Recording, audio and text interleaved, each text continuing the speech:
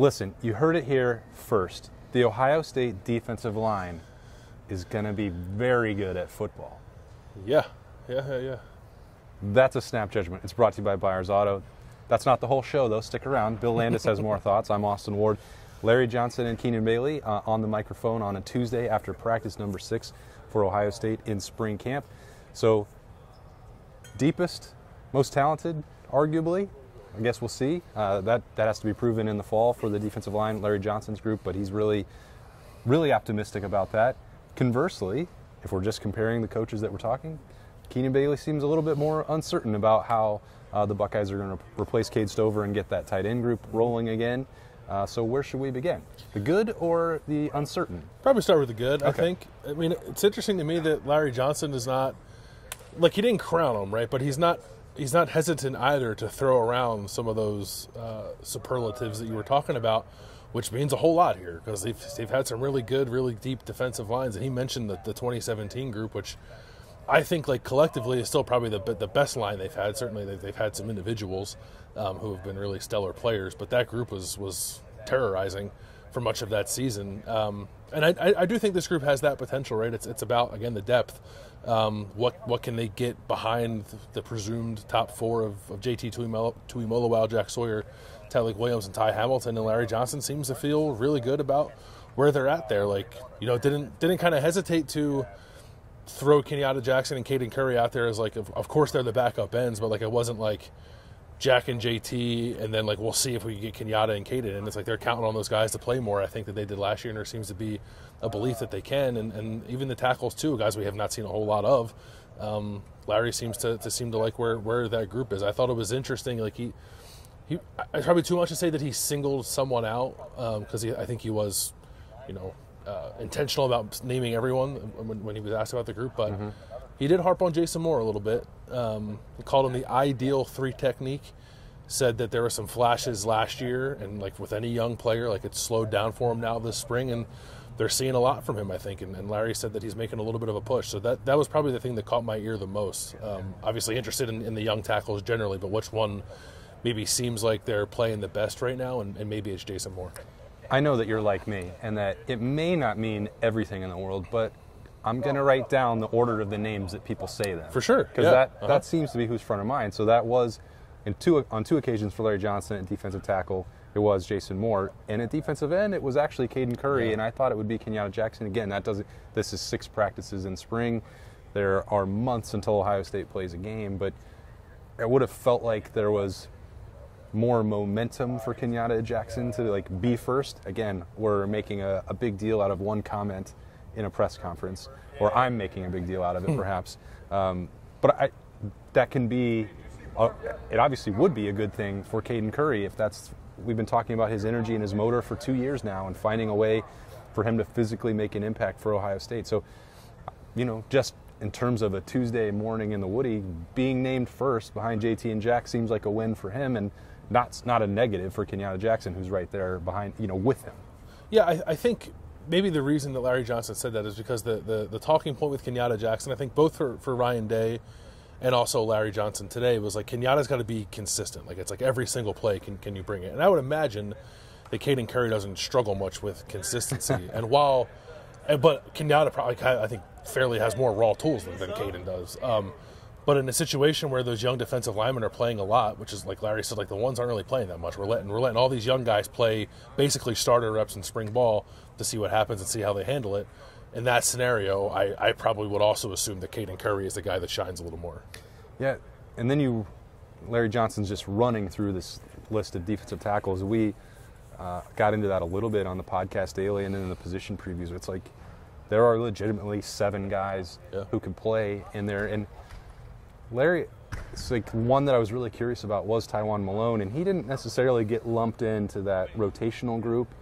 Now, Larry talked about that later on. It's like a spring without baseball, that transition that we've alluded to coming from Ole Miss. Like, there's still an opportunity for that, but it still doesn't feel like Ohio State believes that is nearing the completion of that transition for him on the defensive tackle, at least not maybe in the same breath as Caden McDonald, Jason Moore, or Hero Kanu.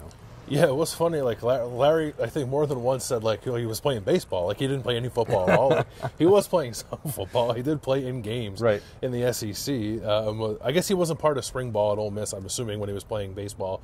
And that's a big thing to miss, right? When you're trying to develop and work on your techniques, and that's a word that Larry threw out when talking about Tywone Malone. So it feels like he's in a better spot now maybe than he was when he first got here last year, and it was a bit of a slow start for him. But no, I thought it was kind of interesting, too, that when he was asked about defensive tackle rotation, he did name Hero Kanu, Jason Moore, Caden McDonald, and Will Smith before he said Tywone Malone's name. Now, again, that's maybe parsing his words a little too much, but I do think they're looking for more out of Tywone, and that's frankly, in my opinion, like just from my expectations, it's taking a little longer than I thought. Like I think I was alone, but thinking that he was going to show up here and like maybe be an immediate impact player.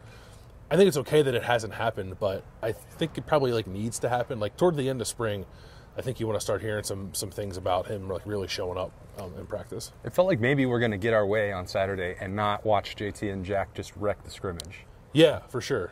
Thankfully, because that just wouldn't be instructive, right? I mean, it'd be fun to watch them play and like get after it, but it's like, what are we learning really about the defensive line, and what are we learning about the offensive line when that happens? So no, it sounds like we're going to see a whole lot of Kenyatta and Caden and Mitchell Melton and Josh Mickens too. Like Larry was sure to mention them, and then obviously all the tackles. I would imagine in live scrimmage settings we maybe won't see any of Jack and JT, which is okay with me.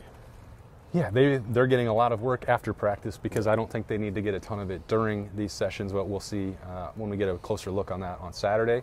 We'll also, of course, as I always am, be watching the tight ends. Bill, what do you make of the big picture takeaways there from Keenan Bailey? Yeah, I mean, there wasn't a whole lot there. Like, Keenan Bailey was sort of intentionally vague, I think, about just like what's going on in this room. And I think that is a product of just like everyone needs to get better, right? And the one thing he did say is, like, we're not looking for someone to be Cade Stover. Like, Cade had a special season. He was a special player.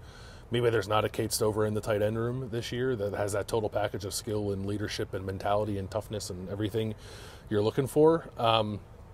So then it becomes less about like trying to find that one individual and making the entire room as a whole better. I think G. Scott included, although it did feel like G was like maybe a little separated from the rest of the guys there, which is kind of the vibe we got last week too from Ryan Day. So I thought it was similar vibes to kind of what you let people know last week when you bumped into Keenan and asked him how it was going, and he wasn't his normal, like, you know, sunshine and rainbow self. Maybe he's a little more in the mud, I think, trying to make sure this group is getting to where it needs to be. Yeah, and he is, you can clearly see, fully invested in getting them up to speed as fast as possible.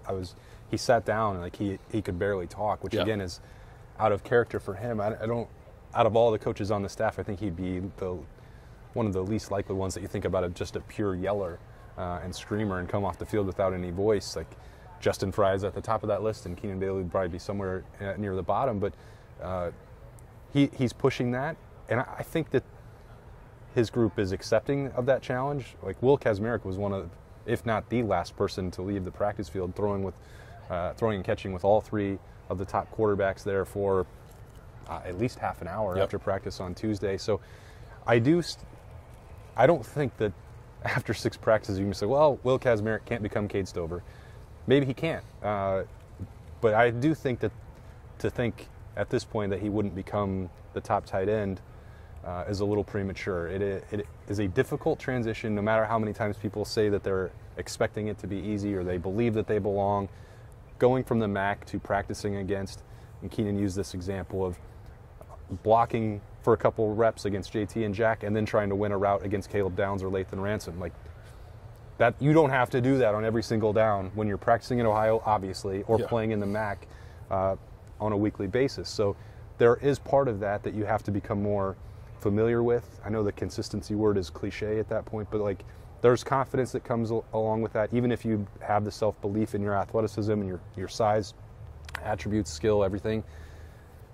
Being able to do that at the level that Ohio State needs for you to be the top tight end is not something that you just snap your fingers and immediately do. So the outlook, the potential, the belief from Keenan Bailey, I think, and the coaching staff that Will Kazmarek can become that has not changed after 6 practices, but they also are not in a position where, whether that's with him or Jelani Thurman, that you say, well, no worries, we're going to replace Cade Stover and Jeremy Ruckert and Luke Farrell's production, no problem. Like, we got that right now. They are not at that point after 6 practices, which is fine that they're not. Yeah. But that is the current state of the situation. It's okay. They're not even halfway through yet, right? So they have time and then all summer to figure it out too. We tend to like overlook the period between spring ball and like camp. Mm-hmm. But there's like some good work that gets done there, like especially like one-on-one technique stuff that I think will pay dividends. We should get to cover that. We should get to cover that. I love to cover that. But I think for a tight end in particular, I think like it's a huge time of year for offensive line and tight end. So I'm expecting that this group, if it's not where it needs to be at the end of spring ball, and frankly at this point I'm not expecting them to be, they certainly could be by the time fall camp rolls around. And that is what's more important. But it wasn't like, I don't know that I like listened to Keenan Bailey talk and then thought to myself like, uh-oh.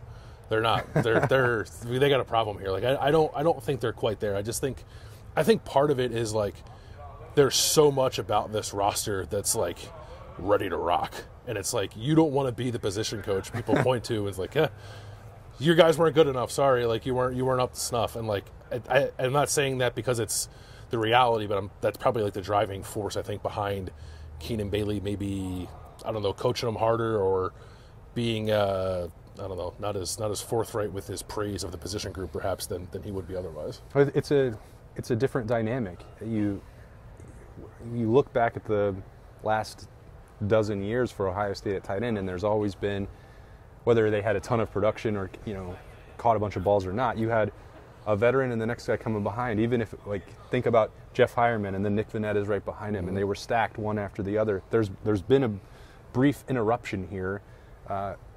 In the post-Jeremy Ruckert, then Cade Stover transition at tight end, where G. Scott is the most proven guy, the most veteran guy, and we've spent every spring talking about him making the move over from wide receiver and becoming a better blocker. Like, it's not the heir apparent taking the torch right from that next guy. And so there's a part of that, too, that I think has to change the leadership in the room and put more of that on Keenan Bailey to take it, because Cade Stover is not there, one of the best captains, blocko guys that you're ever going to see around the program. So, that's a different dynamic in the room. It's a different dynamic for coaching. Keenan Bailey, I asked him about that in that setting. He's like, well, I hope it doesn't change the way I coach, but, it is, like, overall a very different challenge than Ohio State has had at tight end in a long time.